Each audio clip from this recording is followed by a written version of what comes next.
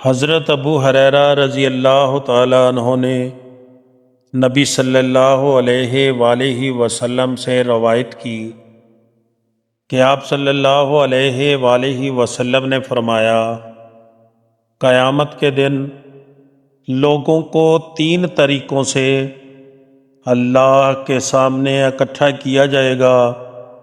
کچھ لوگ خوف و رجا کے عالم میں ہوں گے، اور وہ لوگ جنہیں حاضری کے وقت بھی عزت نصیب ہوگی۔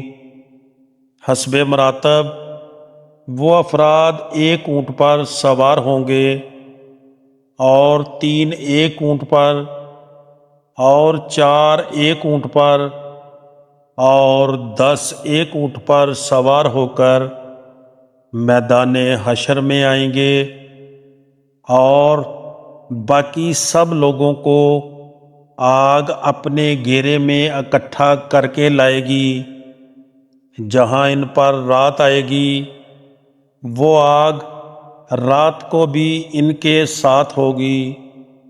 جہاں انہیں دوپہر ہوگی، وہ دوپہر کو بھی ان کے ساتھ رکے گی۔ وہ جہاں صبح کریں گے، وہ صبح کے وقت بھی ان کے ساتھ ہوگی، اور جہاں وہ لوگ شام کریں گے، وہ شام کو بھی ان کے ساتھ ہوگی۔